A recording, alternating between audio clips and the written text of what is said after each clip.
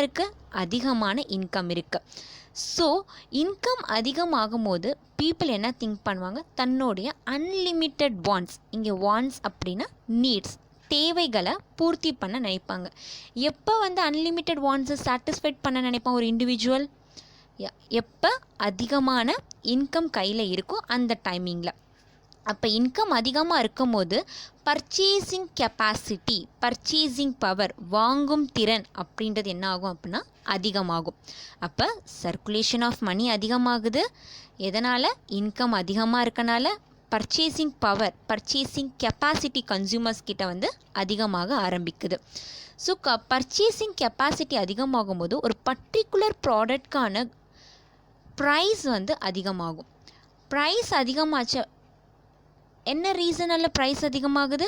People ஒரு particular ப்ராடக்டை அதிகமாக டிமாண்ட் பண்ணுறாங்க. அப்போ இங்கே என்ன ஆகுது? Rise of price level of goods and services என்ன ஆகுது? ப்ரைஸஸ் எல்லாமே இன்க்ரீஸ் ஆக ஆரம்பிக்குது. அப்போது நாட்டில் வேல்யூ ஆஃப் மணி, எக்கானமியில் பணத்துக்கான மதிப்பு வந்து பார்த்தோம் அப்படின்னா கம்மியாக இருக்கும். ஏன்னா இஷ்டப்படி வந்து என்ன பண்ணுறாங்க? செலவு பண்ணுறாங்க. ஸோ இதுதான் வந்து இன்ஃப்ளேஷன் கண்டிஷன் அப்படின்றத சொல்லுவோம்.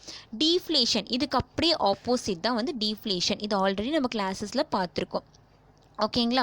ஸோ அது ஆல்ரெடி நீ இருக்க வீடியோஸ் வந்து போட்டு பார்த்தீங்கன்னா உனக்கு தெரியும். ஸோ ஃபஸ்ட்டு இன்ஃப்ளேஷன் அப்படின்னா என்ன? சர்க்குலேஷன் ஆஃப் மணி அதிகமாகுது. நெக்ஸ்ட் பர்ச்சேசிங் பவர் அதிகமாகுது, பர்ச்சேசிங் கெப்பாசிட்டி. ஆட்டோமேட்டிக்காக ப்ரைஸ் லெவல்ஸ் வந்து அதிகமாகுது. பட் வேல்யூ ஆஃப் மணி, பணத்துக்கான மதிப்பு வந்து இன்ஃப்ளேஷன் டைமிங்கில் ரொம்ப கம்மியாக இருக்கும். இதுக்கு ஆப்போசிட் கண்டிஷன் தான் டீஃப்ளேஷன். இது வந்து இன்ஃப்ளேஷன். ஸோ இந்த மாதிரி இருக்கக்கூடிய பிக் ப்ராப்ளம்ஸ், பெரிய பெரிய பிரச்சனைகளை டேக்கிள் பண்ணுறதுக்கு, சமாளிக்கிறதுக்காக யூஸ் பண்ணக்கூடிய ஒரு எசென்ஷியல் டூல் தான் வந்து நேஷ்னல் இன்கம் அப்படின்ற ஒரு கான்செப்டை வந்து சாமுல்சன் வந்து கொடுத்துருப்பார். ஸோ அன்எம்ப்ளாய்மெண்ட் அப்போ தான் வந்து ஒரு எக்கானமி வந்து க்ரோத் அண்ட் டெவலப்மெண்ட்டை வந்து ஈஸியாக வந்து அச்சீவ் பண்ண முடியும். And next, national income provides a comprehensive measure of the economic activities of a nation. Economic activities na என்னடா? What are the types of economic activities?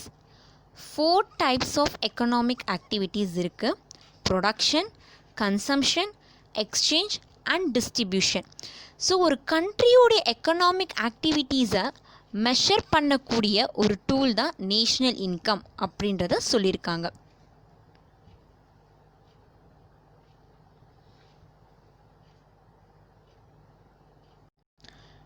National income எதை denote பண்ணியிருக்குன்னா கண்ட்ரியோடைய purchasing பவரை denote பண்ணுது. ஒரு நாட்டோடைய purchasing கெப்பாசிட்டியை base பண்ணி இருக்குது அப்படின்றத இந்த பாயிண்டில் சொல்லியிருக்காங்க. ஸோ ஒரு எக்கானமியோடைய க்ரோத்து எதை பேஸ் பண்ணியிருக்கும்? ஒரு நாட்டுடைய வளர்ச்சி எதை பேஸ் பண்ணி இருக்குது அப்படின்னா நேஷ்னல் இன்கம்மை பேஸ் பண்ணி இருக்கு. ஸோ ஒரு பர்டிகுலர் கண்ட்ரியோடைய நேஷ்னல் இன்கம் அதிகமாகுது அப்படின்னா ஆட்டோமேட்டிக்காக அந்த கண்ட்ரியோடைய க்ரோத் அண்ட் டெவலப்மெண்ட் வந்து அதிகமாக ஆரம்பிக்கும். ஈஸியாக வந்து க்ரோத் அண்ட் டெவலப்மெண்ட்டை வந்து அச்சீவ் பண்ணிடலாம். அப்போ நேஷ்னல் இன்கம் அதிகமாகணும் அப்படின்னா அந்த கண்ட்ரியோடைய பர்காபிட்டா இன்கம் வந்து அதிகமாக இருக்கணும். பர்காபிட்டா இன்கம் அதிகமாக நேஷ்னல் இன்கம் ஆட்டோமேட்டிக்காக அதிகமாகும். அப்போ அந்த கண்ட்ரி ஈஸியாக தன்னுடைய க்ரோத் அண்ட் டெவலப்மெண்ட்டை வந்து ரீச் ஆக முடியும். இப்போது நேஷ்னல் இன்கம் ரொம்பவே லோவாக இருக்குது அப்படின்னா அந்த கண்ட்ரியோடைய க்ரோத் அண்ட் டெவலப்மெண்ட்டும் வந்து ரொம்ப ரொம்ப லோவாக இருக்கும். ஸோ இந்த நேஷ்னல் இன்கம் வந்து டைம் டு டைம் வந்து சேஞ்ச் ஆகக்கூடிய ஒன்று. பிகாஸ் இது வந்து ஸ்டாட்டிக் ஒன் கிடையாது. ஸ்டாட்டிக்னா ஒரு நிலையான ஸ்டேபிளானது கிடையாது. பிகாஸ் டைனாமிக் ஒன், சேஞ்சஸ் வந்து ஏற்பட்டுகிட்டே இருக்கும். பிகாஸ் நம்ம 3 செக்டார்ஸ் பார்த்தோம் இல்லையா, அந்த 3 செக்டார்ஸ் கான்ட்ரிபியூட் பண்ணக்கூடிய இன்கம் லெவல் வந்து பார்த்தோன்னா சேஞ்ச் ஆகிட்டே இருக்கும் year to year, time to time. So national இன்கமும் ஒரு கண்ட்ரியோடையது ஸ்டேபிள் கிடையாது, டைனாமிக் ஒன் அப்படின்றத சொல்லி.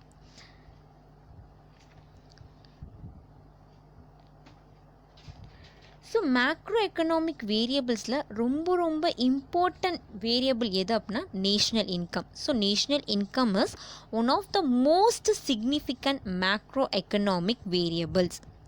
தென் next point, national income serve as an instrument of economic planning. எதுக்கான இன்ஸ்ட்ருமெண்ட்டாக இருக்குது அப்படின்னா எக்கனாமிக் பிளானிங், அதாவது திட்டமிடுதலுக்கு ரொம்பவே ஒரு இம்பார்ட்டண்ட் டூலாக இருக்குது அப்படின்றத இந்த பாயிண்டில் சொல்லியிருக்காங்க. ஸோ எக்கனாமிக் பிளானிங் பார்த்தோன்னா எக்கனாமிக்கோடைய short term planning, long term plannings அப்படின்றது இருக்குது. So short term and long term கோல்ஸை அச்சீவ் பண்ணுறதுக்கு நேஷ்னல் இன்கம் ரொம்பவே யூஸ்ஃபுல்லாக அண்ட் ஹெல்ப்ஃபுல்லாக இருக்குது. Then next, Nobel laureate Simon Kuznets first introduced the concept of national income. So national income அப்படின்ற ஒரு கான்செப்ட், அதாவது தியரிட்டிக்கல் கான்செப்ட், ஒரு கோட்பாடை ஃபஸ்ட்டு இன்ட்ரடியூஸ் பண்ணது யார் அப்படின்னா சைமன் குஸ்னெட். இந்த சைமன் குஸ்னெட் யாருன்னா இவரும் எக்கனாமிஸ்ட் தான், அமெரிக்கன் எக்கனாமிஸ்ட். நோபல் லாரெட் அப்படின்னா நோபல் பரிசு வாங்கின ஒரு எக்கானமிஸ்ட். ஸோ இவர் தான் இந்த நேஷ்னல் இன்கம் அப்படின்ற ஒரு கான்செப்டை ஃபர்ஸ்ட் இன்ட்ரடியூஸ் பண்ணுறாரு. ஸோ ஒரு கண்ட்ரியோடைய க்ரோத் அண்ட் டெவலப்மெண்ட்டை மெஷர் பண்ண இந்த நேஷ்னல் இன்கம் எப்படி யூஸ்ஃபுல்லாக இருக்குது அப்படின்ற ஒரு கோட்பாடை ஃபர்ஸ்ட் கொடுத்த எக்கானமிஸ்ட் யார் அப்படின்னா சைமன் குஸ்னெட். இது ஒரு 1 மார்க் கொஸ்டினாக உனக்கு வரலாம். Who first introduced the concept of national income? Simon Kuznets. இவர் தான் first introduced the concept of national income. He is a Nobel laureate. So Nobel prize winner economics கான. Next meaning of national income. So already நம்ம பார்த்தோம் national இன்கம்னா என்ன. In common பேரலன்ஸ்னால் in common words, national income means the total money value of all final goods and services produced in a country during a particular period of time is termed as a national income. So ஒரு கண்ட்ரியில் produce பண்ணக்கூடிய, ஒரு வருஷத்தில் produce பண்ணக்கூடிய goods and சர்வீசஸோடைய total money வேல்யூவை தான் national income அப்படின்றத சொல்லுவாங்க. இதுதான் நேஷ்னல் இன்கம்கான meaning. What is mean by national income or define national income அப்படின்னா நீ இந்த ஆன்சரை எழுதலாம். ஸோ என்ன சொல்லியிருக்காங்க, நேஷ்னல் இன்கம்னா value of final value of goods and services produce in a country in a particular period of time. ஒரு வருஷம்னு எடுத்துக்கலாம்.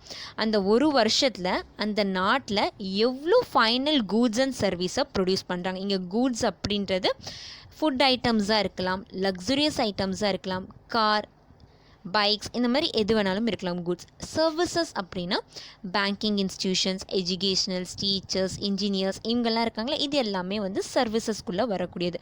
ஸோ ஒரு பர்டிகுலர் கண்ட்ரியில் ஒரு வருஷத்தில் எவ்வளோ கூட்ஸ் அண்ட் சர்வீசஸை ப்ரொடியூஸ் பண்ணுறாங்க, அந்த ப்ரொடியூஸ் பண்ணக்கூடிய மணி வேல்யூவை தான் நேஷ்னல் இன்கம் அப்படின்றத சொல்வோம். இது ஒரு 2 மார்க் கொஸ்டினாக உனக்கு வரும்.